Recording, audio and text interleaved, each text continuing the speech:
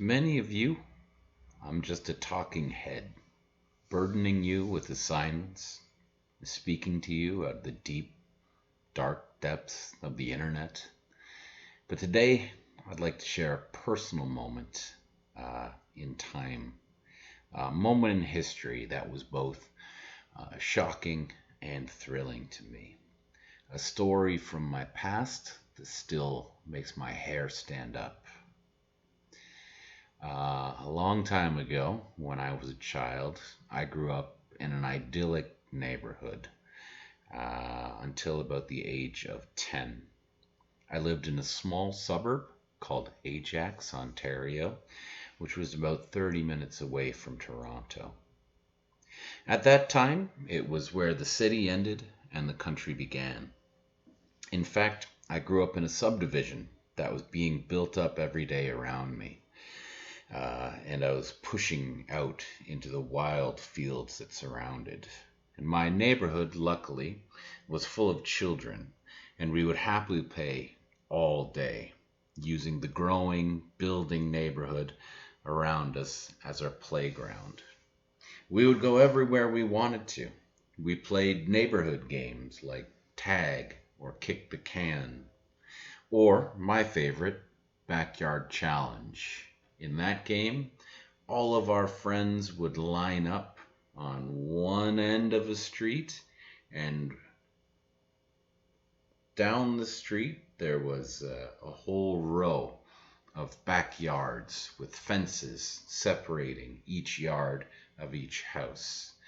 And we, as brave young children, would jump over the fence and run down the whole street, jumping and making our way through the various different backyards. And the person who got there to the end first was the winner. We felt like nothing was off limits. The whole neighborhood was ours to play with. And that was true, except for one old house just past our subdivision, through the woods and on the other side of a field.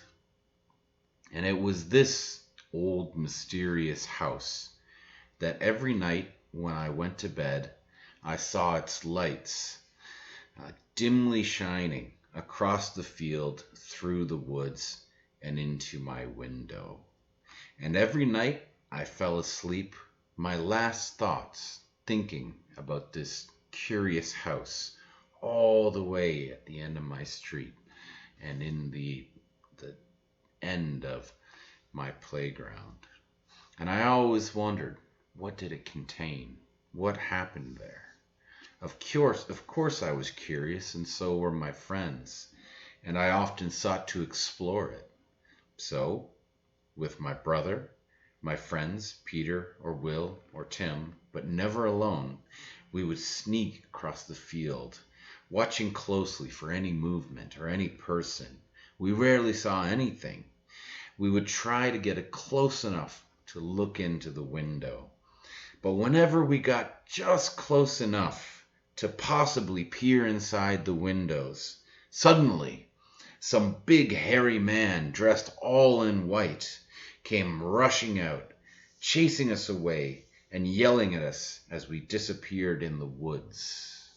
And so it stayed that way for my whole time living in Ajax, enjoying all the fruits of a beautiful childhood, except for this dark place that existed at the end of my street. And one day we moved away, and I moved to another town in Niagara Falls. And typically in my house at around 10 o'clock, we would all gather around the TV and watch the nightly news. And one day, this special story came on the news. It said this dark, spooky house, which I later learned was called Christopher Robin's Childhood Hospital. And it wasn't a normal hospital, it was a special hospital. But over the course of time, over the course of 10 years, 11 children had strangely died within the walls of that hospital. And on that day and ever since, and every time I think about it, I still get a cold shiver down my spine and think about the poor souls that existed within there and how lucky I was not to be one of them. All right, true story. Now, hope you found that entertaining. Can you guess what our next assignment will be?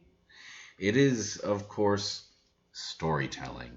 All right, I'm looking at the clock. I was a little bit long on that one. Maybe I can make some improvements, but I'll let you be the judge. What do you think about my storytelling? Was it entertaining? Could you understand it well? Was it well organized? Was it descriptive? I don't know. You're going to have to judge me on this.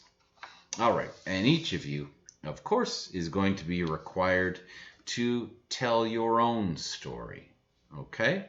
So, check the notes out and think about what you need to do and give us a story.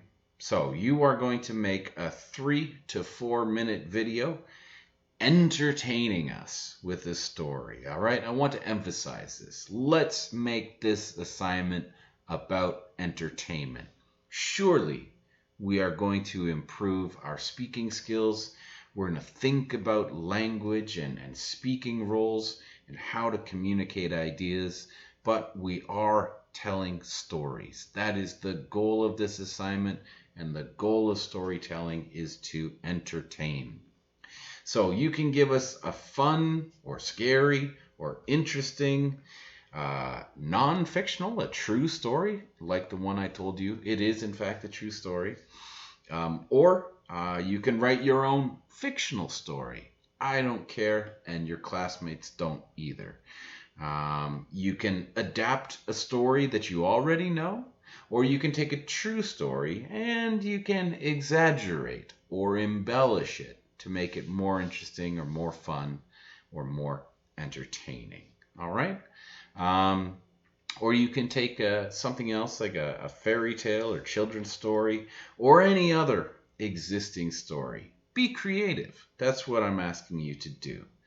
But if you do choose an existing story, again, make sure you can adapt it to fit the needs and the time limit. All right? Looking back on my story, I was 1 minute too long, so I need to work on my story a little bit more. All right, but if you do use an existing story, please do not plagiarize it. To find our voice and to improve our language, we have to use our words, okay? So I don't care if you borrow a plot or a story, make it your own, all right? So that is our goal for this assignment. Entertain each other. Tell a story. As always, we're going to follow the similar process as our previous assignments. We'll make a video this week and then watch it and grade the videos next week. As always, I recommend that you write a script so that you can really take time and put your ideas on paper so that you can think about the effectiveness of your structure. You can think about how you're using language and maybe consider all the options you have in using your language and structure. However, be careful not to read the script. Don't simply read the script, okay? We want it to seem as real and natural as we can. And the goal here is to improve our speaking ability, not our writing ability. So the script is simply an aid to help you tell that story. And you can practice, maybe feel more comfortable using that script as well. So, again, make sure this week you produce that video, and then next week we'll, of course, share them and grade them using the unique rubric. As always, this assignment is worth 15% of your grade. Of course, 50% will come from your classmates, and 50% will come from my evaluation. In terms of speaking objectives, I've already highlighted the most important one. Here, I want us to take the role of storyteller and be entertaining. That is the number one purpose of storytelling. There are other purposes, of course, but we've all already looked at reporting information, and this is a little bit different. It's similar to reporting information, but it's that time-old talent of telling a tale. How do you like that alliteration? So I always think it's interesting and even fun to include the creative work in these speaking classes, and telling stories is a valuable talent and skill, right? Socially, but even perhaps professionally as well. It is going to make you a better speaker and a more interesting person if you work on and practice this skill. So hopefully you can, like all the other skills, practice and polish and improve your ability to tell stories. So in the role of storyteller, consider how you can hold the interest of your audience. Okay, and think about all the choices you need to make. Do you want it to sound more formal, or do you want it to be more informal and conversational, right? Like I'm telling you a personal story, trying to bring you into that experience. Or do you want to tell it as kind of a traditional narrator, right? Talking about all the characters in the story from a bit of distance. All right. It depends on what story you want to tell and what effect you want to have when you are entertaining us. There's so many decisions to make. All right. Do you want to shock or surprise your audience? Do you want them to feel the emotional impact of the story? Do you want to bring comedy? Do you want to make them laugh? Okay, and then think about, are you going to use different characters in your story? Then you can even use different voices, funny voices, strange and scary voices. All right, these are all possibilities that can go into your storytelling. All right. If you do use different voices, you can even practice different pronunciations. You can use accents if you want to work on a British accent. Just consider all of the possibilities there. All right. But most importantly, use the language and the approach. Make choices that you think best suits the telling of your story. All right, so I've included a couple little tips in here in the notes as well. Right up at the top, number one, entertain, be creative. Okay, that's the goal of this assignment. Okay, again, you have the option about using different voices perhaps, and then you can practice different pronunciations and different accents. I would recommend maybe, especially if this is difficult for you, choose a genre, because we all know fundamentally how different stories are told according to different genres, all right? Scary stories have their conventions. Comedies, well, maybe you're a comedian, maybe not, but comedy has a certain way of telling a story, all right? Or a mystery, or an adventure, okay?